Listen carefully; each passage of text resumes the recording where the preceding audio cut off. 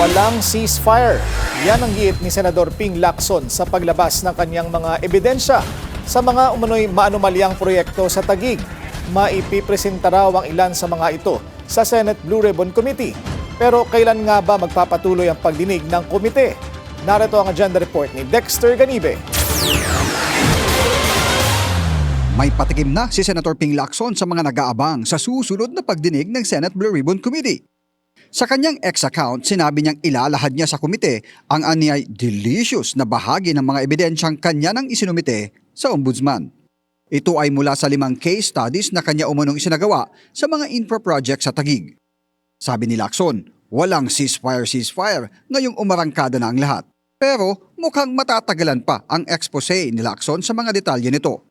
Hanggang ngayon kasi, wala pang sinusumiting listahan ng minority bloc kung sino-sino ang inonominate nila bilang miyembro ng Blue Ribbon Committee.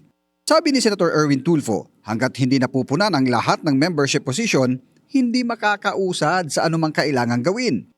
Mistula tuloy na bibihag o nahaharang ng minorya ang pag-usad ng mga investigasyon. Yun ho yung pananaw ko kasi parang wala pa ho sila binibigay ng names. Kaya nga po, ang promise naman ho yata kay SP na sasabit na po sila ng mga pangalan ng mga members nila.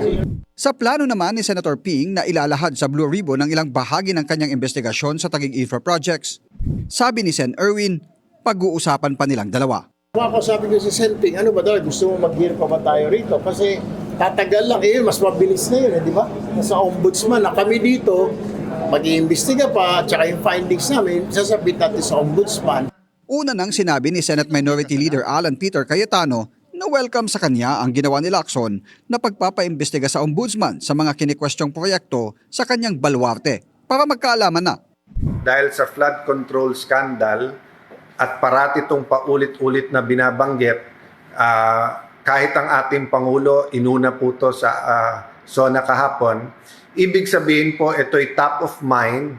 So ang nangyayari po, everyone is praying. Sana Lord magbago Pilipinas. Sana may accountability. Sana lahat lumabas.